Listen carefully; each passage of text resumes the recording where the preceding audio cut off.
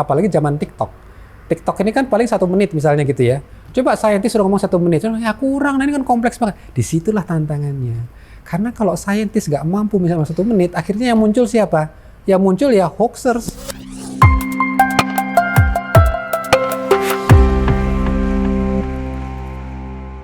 Nama saya Ahmad Rusdan Handoyo Utomo.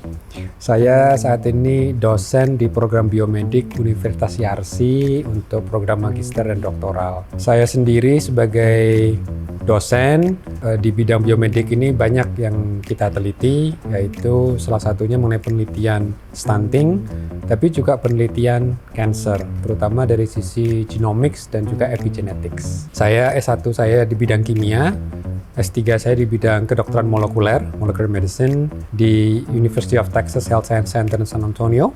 Lalu saya menempuh S4, yaitu postdoctoral fellowship saya di Harvard Medical School di Boston, US. Sejak saya pulang kemarin itu ya, tahun 2007, mayoritas penelitian saya itu lebih ke arah diagnostik. Diagnostik terutama kanker terkait dengan terapi target. Inovasi diagnostik saya lakukan itu adalah bagaimana kita bisa mendeteksi mutasi itu dengan cara yang relatif mudah dan murah. Sehingga kita bisa dengan mudah untuk mengatakan, oh pasien ini mengalami mutasi atau tidak. Ada perusahaan farmasi waktu itu tahun 2007 mengeluarkan obat, tapi obat itu harus untuk orang dengan mutasi gen tertentu. Waktu itu penyakitnya namanya kanker kolorektal. Oke, kanker kolorektal itu kan harus operasi segala macam gitu kan. Memang standarnya dari hasil operasinya di tes genetik. Itu mah gampang. Kita bisa melakukan itu, no problem. Tapi saya mau sesuatu yang agak unik gitu kan. Gimana kalau kita gunakan tinja sebagai sumber pemeriksaan genetik? Karena begitu tinja itu masuk ke usus besar, itu kan dia pasti menggerus sel-sel sepanjang usus itu kan, gitu. Nah, berarti kalau ada mutasi di sel itu, begitu tinjanya keluar, pasti ketangkep di situ dong. Sederhana kan? Tapi kan kita harus ngetes nih. Itu 2007 di bulan musim hujan. Istri udah wanti-wanti, Mas, gak usah berangkat lah, ini hujan deras banget, kayaknya bakal banjir deh. Tapi saya nggak bisa. Nih, saya harus berangkat. Kenapa? Karena saya udah janji sama rumah sakit, itu ada tinja nunggu. Karena saya lagi cari tinja. Ya sudah, komitmen kan? Ambil tinja. Kumpulin, masuk tuh tinja ke mobil saya. Mau balik ke arah Pulau Mas. Ketika mau sampai Pulau Mas, macet banjir. Saya stuck bersama tinja saya. Itu hampir 8 jam. Baunya udah nggak karu-karuan. Kami jadi banyak belajar bagaimana mendapatkan atau menggunakan metodologi yang robust, bisa mendeteksi mutasi dari sampel yang paling sulit bahkan masuk tinja. Akhirnya kami bisa meluncing satu pemeriksaan genetik. Apalagi kalau cuma dari biopsi jaringan kanker itu jadi gampang. Tinja aja bisa, apalagi dari itu kan. Kenapa sih dari ibu hamil yang kurang makan ya, malnutrisi kronis kok bisa membuat anaknya jadi stunted? Dan kita juga tahu anak-anak yang stunted ini punya nanti masalah di dewasa, yaitu penyakit-penyakit kronis seperti diabetes, hipertensi, dan segala macam. Jadi kita mau tahu sebetulnya mekanisme biologisnya, terutama dari sisi modifikasi genom. Nah, genom kita ini sebetulnya living molecule, artian bagaimana dia diekspresikan, itu tergantung juga dari environment. Salah satunya ketika sang ibu waktu hamil, dia asupan nutrisinya kurang. Dan ternyata itu berdampak genom si bayi. Ketika bayi ini diprogram bahwa di luar sana makanannya kurang, tentu dia memprogram sesuai dengan kondisi seperti itu. Tapi kenyataannya ternyata makanan berlimpah. Tidak yang dibayangkan. Akhirnya mismatch kan. Nah, itu yang bikin tahu gen apa yang terdampak dari adaptasi yang tadi malnutrisi menjadi sesuatu yang akhirnya justru berlimpah. Sehingga muncul penyakit diabetes, hipertensi. Kita pengen tahu betul gen yang mana, sehingga nanti kita bisa cek dengan cara yang mudah. Misalnya kita gunakan pendekatan bukan dari darah, tapi cukup dari bukal. Sehingga kita bisa tahu bahwa modifikasi genom seseorang tersebut ternyata justru membuat dia rentan terhadap penyakit tertentu. Kita tahu bahwa ternyata kanker nasofaring itu punya profil genomik yang unik. Nah, pertanyaannya, bisa nggak keunikan itu kita eksploitasi dari swab yang mudah dilakukan? Tapi ya sekali lagi, apakah betul konsep yang mudah untuk diambil itu juga bisa mendapatkan diagnostik yang sensitif dan spesifik? Yaitu kita perlu lihat datanya. Pengobatan itu juga sangat tergantung dari genetik si pasien. Dan bahkan kalau pasiennya itu masih muda, mengalami suatu mutasi tertentu, itu kaitannya juga dengan anak keturunan dari si pasien itu.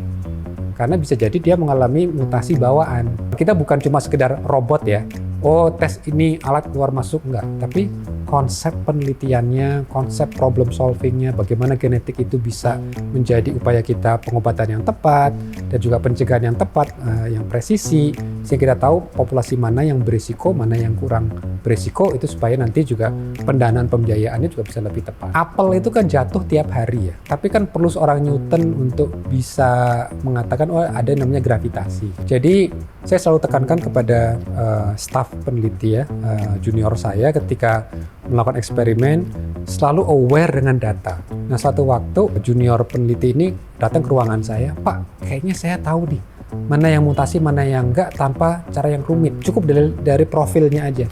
Dan ternyata itu betul, kemampuan untuk kita bisa melihat sesuatu yang tidak terduga itu, pola yang agak berbeda itu harus jeli gitu.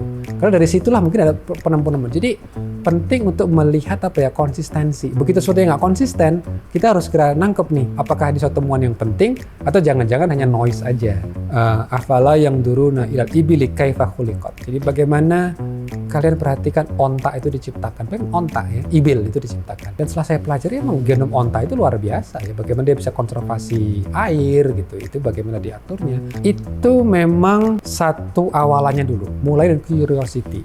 Ketika kita sudah punya curiosity, berarti kita sekarang harus mencari tempat yang baik supaya curiosity kita itu tumbuh dan bisa diatur secara sistematis. Istilahnya kita harus cari tempat untuk nyantri. Jadi jangan berpikir curiosity saya bisa ngerjain sendiri, saya cukup baca paper di Google, saya bisa YouTube, saya jadi jagoan sendiri. Enggak, tetap perlu cari kiai yang kita bisa jadi nyantri. Nah artinya apa?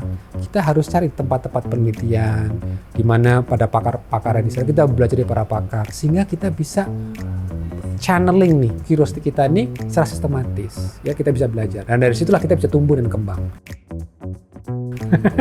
Ya dojo itu kan semacam seperti upaya bela diri ya gitu kan. Nah yang menarik itu saya dengar pertama kali dari teman-teman GSI ya, dari teman-teman GSI Lab, dan dojo ini kan upaya bagaimana saintis bisa saling mempertahankan argumentasinya, menerima kritikan, bagaimana melakukan kritik, dan ini didanai cukup banyak nih sponsornya ya, dari SID ya, Summit Institute of Development, dari Oxford Unit Clinical Research Unit (OCRU), dan terima kasih juga ke British Embassy yang membuat ini jadi possible. Karena apa? Karena ini satu ajang di mana yang selama ini kita memang waktu di pasca itu kan di training kita itu dilakukan ya di kampus kita masing-masing.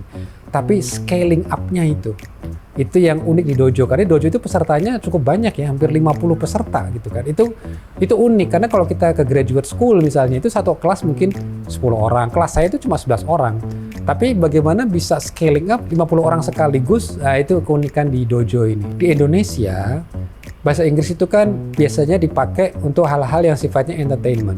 Tapi dalam dojo kita harus mampu berinteraksi gitu dalam bahasa Inggris gitu. Dan ini yang membuat saya juga ikut senang ya, karena kan saya udah berusia, ini rambut juga sudah uban gitu ya. Yang saya suka itu semangat anak-anak muda ya untuk berkomunikasi sains gitu ya, dengan memberikan pertanyaan-pertanyaan yang bagus gitu. Sehingga kita juga kalau ketika saya harus menjawab ya, ketika dalam kompetisi dojo saya harus menjawab ya. Itu juga saya mikir juga, pertanyaan juga saya nggak pernah pikiran sebelumnya gitu ya.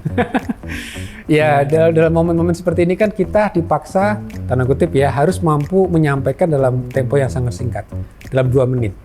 Jadi saya selalu mengatakan memang saintis itu harus to the point gitu ya. Kita nggak boleh terlalu bla-bla, terlalu panjang, poinnya apa gitu. Dan dalam bahasa Inggris lagi gitu ya. Jadi itu satu hal yang membuat kita semua jadi belajar ya, bagaimana kita mengkomunikasikan dengan tepat. Apalagi zaman TikTok. TikTok ini kan paling 1 menit misalnya gitu ya.